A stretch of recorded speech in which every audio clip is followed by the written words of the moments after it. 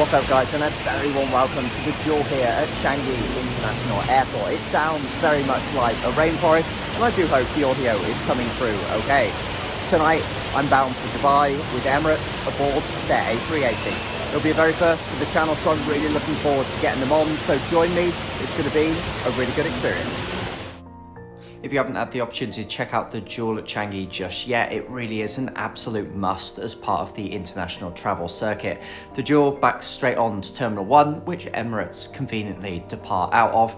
So it was a very quick walk between the duel and into the terminal. On this particular occasion, I actually checked in up front and came back to the duel for dinner. The Emirates check-in experience honestly couldn't be more slick. They had a priority lane for business and first class passengers. All other passengers were then ushered through to use the self check-in service, where you very conveniently selected your seat, printed off your baggage pass, and then progressed straight on to the automated luggage drop-off. I really liked this service. Beyond all of the food and entertainment options in the duel, the terminal also boasts some really nice scenes. As soon as I got through, unfortunately on this occasion I didn't have lounge access, but Changi always amazes when it comes to the general ambiance and airport experience.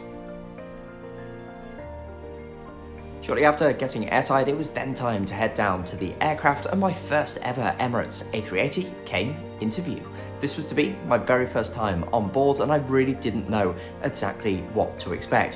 What I was greeted by was an incredibly roomy, very airy feeling economy cabin laid out in a 343 configuration.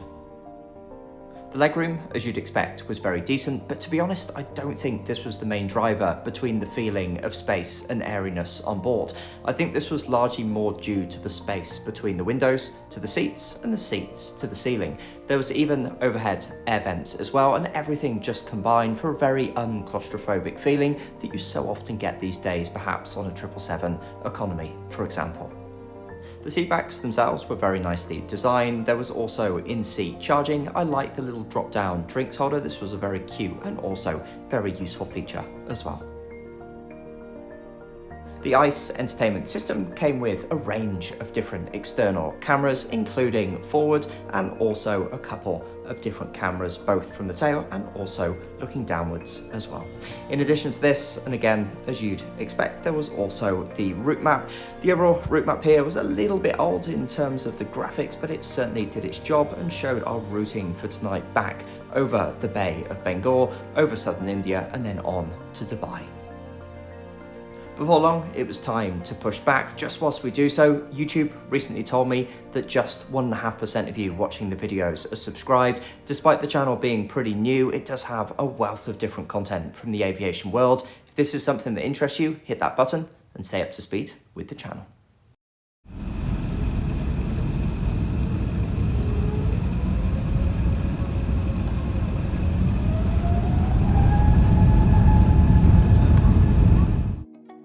Well, it's to be an absolutely stunning departure from Singapore, despite the A380's very thick double glazed windows, making it almost impossible to film anything at night.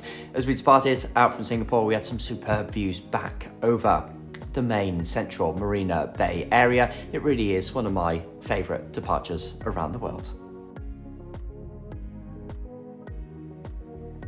We touched on the entertainment screen a little bit earlier when we were exploring the seat. Just to wrap up very quickly with ICE, of course, the main part of this is entertainment. This is world renowned for being one of the absolute best systems in the world. It has a huge amount of material.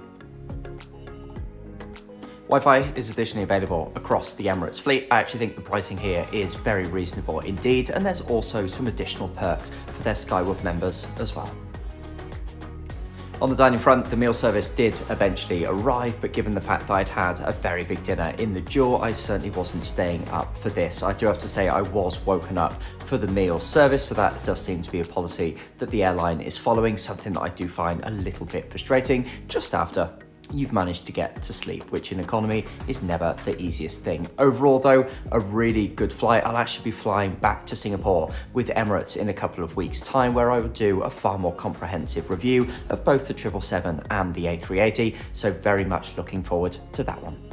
If you enjoyed this video, don't forget to drop it a like. It does really help the channel. Thank you as ever so much for watching, and I'm very much looking forward to seeing you in the next one.